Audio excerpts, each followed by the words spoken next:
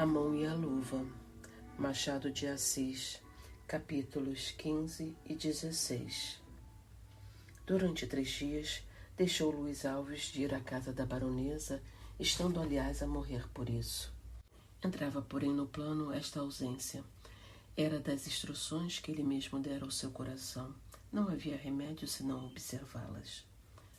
No 4º dia recebeu um bilhete da baronesa que o cumprimentava pela eleição. A mala do norte chegara e com ela a notícia da vitória eleitoral. Estava Luís Alves deputado. Ia, enfim, dar a sua demão no fabrico das leis. Estevão foi o primeiro que o felicitou. Era um antigo companheiro dos bancos da academia. Tanto ou mais do que os outros, deviam aplaudir aquela boa fortuna. Não lhe escondeu, entretanto, a inveja que ela lhe metia. Deputado, suspirou ele. Ah, eu também podia ser deputado. Estevão dizia isso como a criança deseja o diche que vê no colo de outra criança. Nada mais. Eram os seus sonhos de outrora, que renasciam tais quais eram, inconsistentes, vagos, prestes a dissiparem-se como o primeiro raio da manhã. Luís Alves apressou-se a ir agradecer à baronesa a felicitação. Guiomar teve um leve estremecimento quando o viu, mas recebeu-o tranquila e risonha, quase indiferente. O advogado era hábil, não a perseguiu com os olhos. Sobreacordar a atenção das demais pessoas era seguir o método comum. Ele não queria parecer-se com os outros. Guiomar, entretanto, observava-o a espaços, de revés, ao querer surpreendê-lo. Pouco a pouco, porém, o seu olhar foi sendo mais direto e firme. O de Luís Alves era natural e igual como antes era, como era ainda agora com todos. Ao sair junto à porta de uma sala, onde acaso a topou, Luís Alves teve ocasião de lhe dizer esta simples palavra: "Perdoou-me?" A moça retirou a mão que ele tinha presa na sua e furtou o corpo, ao mesmo tempo que lhe caíam as pálpebras. "Perdoou-me?" repetiu ele. Guiomar retirou-se sem dizer palavra. Luís Alves esperou que ela desaparecesse e saiu. A moça, entretanto, ficou irritada por nada lhe ter respondido, sendo verdade que nada achou nem acharia, talvez, que lhe responder, mas arrependeu-se e pensou longo tempo naquilo. Quer dizer que eu amava? Quer dizer que estava prestes a isso. A arraiada branqueava o céu, dia depois o cimo dos montes. Entornar-se-ia, enfim, pela encosta abaixo, até aparecer o sol contemporâneo de Adão e do último homem que há de vir. Dali a dias, entrando Luís Alves em casa da baronesa, teve a boa fortuna de encontrar a moça sozinha na sala do trabalho, donde a baronesa se ausentara 5 minutos antes. Mrs. Oswald achava-se fora, era a hora da tardinha, o dia estava prestes a afogar-se no seio da noite. Guiomar, molemente sentada numa cadeira baixa, tinha um livro aberto sobre os joelhos e os olhos no ar. Luís Alves surpreendeu-a nessa atitude meditativa, mais bela do que nunca, porque assim, e àquela hora, e com o vestido meio escuro que lhe realçava a cor de leite da face, tinha um quê de gracioso e severo, ao mesmo tempo, que parecia buscado de propósito para recebê-lo. "Minha madrinha já vem", disse Guiomar, logo depois de lhe estender a mão, que ele apertou e sentiu um pouco trêmula. "Talvez daqui a 5 minutos", disse ele. "É bastante para decidir o meu destino. 2 vezes lhe perguntei se me perdoara. Pela terceira, lhe peço que me responda. Custa pouco uma única palavra. Custa menos ainda um único gesto." A moça olhou um tempo para o livro que tinha diante de si. A manhã, porém, era já alta no coração de Guiomar, a claridade intensa, o sol quente e vivo, porque ela não olhou muito tempo para o livro, nem hesitou mais do que era natural e exigível naquela ocasião. 2 minutos depois, fez o gesto, um gesto só, mas ainda mais eloquente do que se ela falasse. Estendeu-lhe a mão. Luís Alves apertou-lhe entre as suas. A comoção era natural em ambos. Ali estiveram alguns instantes calados, ele com os olhos fitos nela, ela com os seus no chão. As mãos tocaram-se e os corações palpitavam uníssonos. Decorreram assim 5 breves minutos. Ela foi a primeira que rompeu o silêncio. Um gesto, um só gesto, e é o meu destino que lhe entrego com ele, disse Guiomar, olhando em cheio para o moço. Ainda não. Se os nossos destinos se ligarem, estou convencido de que o meu amor, pelo menos, terá a virtude de a tornar feliz. Mas nada está feito ainda, e se eu fui breve e apressado na confissão, não o desejo ser na consagração que lhe peço. Luiz Alves calara-se. A moça olhava para ele como buscando entendê-lo. Sim, continuou ele, melhor é que não ceda a um instante de entusiasmo. Minha vida é sua, todo o meu destino está nas suas mãos. Contudo, não quero surpreender-lhe o coração neste momento, no dia em que me julgar verdadeiramente digno de ser seu esposo, ouvi-la-ei e segui-la-ei. A resposta da moça foi apertar-lhe as mãos, sorrir e embeber os seus olhos nos dele. O passo da baronesa interrompeu esta contemplação. Guiomar amava deveras, mas até que ponto era involuntário aquele sentimento? Era-o até o ponto de lhe não desbotar a nossa heroína a castidade do coração, de lhe não diminuirmos a força de suas faculdades afetivas. Até aí só, daí por diante, entrava a fria eleição do espírito. Eu não a quero dar como uma alma que a paixão desatina e cega, nem fazê-la morrer de um amor silencioso e tímido. Nada disso era nem faria. Sua natureza exigia e amava essas flores do coração, mas não havia esperar que as fosse colher em sítios agrestes e nus, nem nos ramos do arbusto modesto plantado em frente de janela rústica. Ela queria-as belas e viçosas, mas em vaso de Sèvres, posto sobre móvel raro, entre 2 janelas urbanas, flanqueando o dito vaso e as ditas flores pelas cortinas de caxemira que deviam arrastar as pontas da alcatifa do chão. Podia dar-lhe Luiz Alves este gênero de amor? Podia. Ela sentiu que podia. As 2 ambições tinham-se adivinhado desde que a intimidade as reuniu. O proceder de Luiz Alves, sóbrio, direto, resoluto, sem desfalecimentos nem demasias ociosas, fazia perceber à moça que ela nascera para vencer e que a sua ambição tinha verdadeiramente asas, ao mesmo tempo que as tinha ou parecia tê-las no coração. Demais, o primeiro passo do homem público estava dado. Ele ia tentar em cheio na estrada que leva os fortes à glória. Em torno dele ia fazer-se aquela luz que era a ambição da moça, a atmosfera que ela almejava respirar. Estevão dera-lhe a vida sentimental, Jorge a vida vegetativa. Em Luiz Alves via ela combinada as afeições domésticas com o ruído exterior. Uma vez entendidos, é difícil que 2 corações se incubam, pelo menos aos olhos mais sagazes. Os de Mrs. Oswald eram dos mais finos. A inglesa percebeu dentro de pouco tempo que entre eles havia alguma coisa. Interrogar a moça era inútil, sobre perigoso. Seria ir de coração leve, em busca de ódio, talvez. Todavia, se ainda fosse possível salvar tudo, Guiomar resistiria dificilmente a um desejo da madrinha. Era possível vencê-la por esse lado. Mrs. Oswald concebeu então um projeto insensato, que lhe pareceu, aliás, excelente e de bom aviso. O desejo de servir a baronesa e levar uma ideia ao fim tapou-lhe os olhos da razão. Ela foi diretamente a Jorge. «Sabe o que me está parecendo?» disse ela. «Parece-me que há Mouro na costa.» «Mouro na costa?»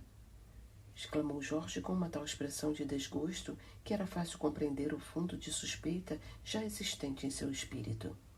«Nada menos», disse a inglesa, «mas o Mouro que se pode capturar.» E a inglesa expôs um plano completo que o sobrinho da baronesa ouviu perplexo. O plano consistia em ir Jorge pedir à moça à baronesa, em presença dela própria. A baronesa, que nutria o desejo de os ver casados, não deixaria de fazer pesar o seu voto na balança, e era muito difícil que a gratidão de Guiomar não decidisse em favor de Jorge. A gratidão e o interesse, continuou ela, devemos contar também com o interesse, que é um grande conselheiro íntimo. Ela não há de querer sacrificar a afeição da madrinha, que para ela vale... Ah, que triste lembrança! Interrompeu Jorge, recuando diante da ideia de Mrs. Oswald. A inglesa sorriu e deixou por mão aquele argumento. Firmou-se, porém, no da afeição. Guiomar não se oporia ao desejo da madrinha, era urgente dar-lhe o golpe. Jorge não se atrevia a surpreender por esse meio a aquiescência da moça, mas acreditava na eficácia dele e, sobretudo, receava perder a causa. Uma vez que a vencesse, tudo podia confiar do tempo e do seu amor. O conselho foi seguido pontualmente. De noite, em presença da baronesa, à hora da despedida, porque ela hesitara a maior parte do tempo, praticou Jorge aquele ato insensato de declarar à moça que a amava e de lhe pedir a mão. A tia sorriu de contentamento, mas teve a prudência de não proferir nada enquanto Guiomar, empalidecendo, nada dizia, porque nada achava que dizer. O silêncio durou cerca de 3 a 4 minutos, um silêncio acanhado e vexado, em que nenhum deles se atrevia a reatar a conversação. A baronesa, pela sua parte, imaginava que os dois estavam enfim entendidos e que a declaração era autorizada pela moça. O enleio de Guiomar não era dos que pudessem dar cabimento a esta suposição, mas a boa senhora via com os olhos dos seus bons desejos. Pela minha parte, declarou enfim a baronesa, não me oponho. Estimaria muito que acabassem por aí. Mas é negócio do coração. Devo esperar a resposta de Guiomar. E voltando-se para a afilhada, pensa e resolve, minha filha, disse ela, e se fores feliz, sê-lo-ei ainda mais do que tu. 2 vezes pairou a negativa nos lábios da moça, mas a língua não se atrevia a repetir a palavra do coração. No fim de alguns instantes, refletirei, respondeu ela beijando a mão da madrinha, e continuou voltando-se para Jorge. Boa noite, até amanhã. Capítulo 16. Na mesma noite em que Jorge, cedendo às sugestões de Mrs. Oswald, tentava o último recurso que no entender da inglesa havia, achava-se Luiz Alves em casa, comodamente sentado numa poltrona de couro, defronte da janela, com os olhos no mar e o pensamento nas suas candidaturas vencidas. Meia-noite estava a pingar. Uma pessoa descia de um tílburi e batia-lhe à porta. Era Estevão. Luiz Alves, naturalmente, admirou-se de o ver ali, àquela hora, mas Estevão explicou-lhe tudo. Venho passar meia hora contigo, ou a noite toda, se quiseres. Estava em casa, aborrecido a pensar. Bem sabes que... Nela? Interrompeu Luiz Alves. Agora e sempre. Luiz Alves torceu o bigode e olhou 3 ou 4 vezes para o colega, enquanto este tirava o chapéu e dispunha-se a ir buscar uma cadeira para sentar-se ao pé do outro.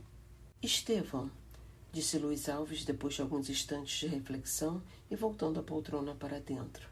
Ouve-me primeiro e resolverás depois se ficas à noite ou se te vais embora imediatamente. Talvez escolhas este último alvitre. Vais falar-me de Guiomar? Justamente. Estevão sentou-se defronte de Luiz Alves. Seu coração batia apressado. Dissera-se que toda a sua vida pendia dos lábios do amigo. Houve um instante de silêncio. Nenhuma esperança, então? Murmurou Estevão. Disseste a fatal palavra, exclamou Luiz Alves. Sim, não tens nenhuma esperança. Mas como soubes? Não me interrogues, eu não poderia dizer-te tudo o que há. Poupa-me ao menos esse triste dever. Estevão sentiu arrasaram-lhe os olhos d'água. Quis falar, mas as palavras iam-lhe saindo envoltas em soluços. Luiz Alves fumava tranquilamente, acompanhando com os olhos os rolinhos de fumo que lhe fugiam da ponta do charuto. Este silêncio durou cerca de 10 minutos. O mar batia compassadamente na praia. A voz da onda e o latido de um cão ao longe eram os únicos sons que vinham quebrar a mudez daquela hora solene para um desses 2 homens que ia perder até o repouso da esperança. Estevão foi o primeiro que falou. Ama outro, não é? Perguntou ele com a voz trêmula. Ama, respondeu surdamente Luiz Alves. Estevão ergueu-se e deu alguns passos na sala, sem dizer palavra, a morder a ponta do bigode, parando às vezes, outras traduzindo com um gesto desordenado os sentimentos que lhe tumultuavam o coração. A dor devia ser grande, mas a manifestação já não era a mesma que o leitor lhe viu 2 anos antes, quando ele foi confiar ao amigo o primeiro desengano de Guiomar. Parece-me que eu adivinhava isto mesmo, disse ele, enfim, parando em frente de Luiz Alves. Este desejo que me acometeu de vir aqui, a esta hora, sem certeza de encontrar-te, era mais um benefício do meu destino. Devia esperá-lo. Que vida tem sido a minha, Luís? Agarrei-me, nem sei porquê, à esperança de ser amado por ela, de a vencer pela piedade, ou pelo remorso, ou por qualquer outro motivo que fosse. O motivo importava pouco. O essencial é que ela me pagasse em ternura e amor todas as dores que curti, as lágrimas todas que tenho devorado em silêncio, e era só essa esperança que ainda me dava forças, que me fazia crer feliz, como pôde sê-lo um desgraçado, como podia sê-lo eu, que nasci debaixo de ruim estrela. Oh, se tu souberas! Não sabes, nem ela também. Ninguém sabe, nem saberá nunca, tudo quanto tenho padecido, tudo quanto... Interrompeu-se. 2 lágrimas espremidas do fundo do coração saltaram-lhe dos olhos e desceram-lhe rápidas a perder-se entre os cabelos raros e finos da barba. Ele sentiu que outras podiam vir e foi sentar-se num sofá, meio voltado de costas para Luiz Alves. As outras vieram porque o coração ainda as tinha para as dores supremas, mas correram-lhe silenciosas, sem um soluço, sem uma queixa única. Luiz Alves levantara-se e chegara à janela. Seu espírito, apesar de frio e quieto, parecia agora um pouco alvoroçado. Não era dor, e não sei se ele podia chamar remorso, mal-estar apenas e comiseração. O coração era capaz de afeições, mas, como ficou dito no primeiro capítulo, ele sabia regê-las, moderá-las e guiá-las ao seu próprio interesse. Não era corrupto nem perverso.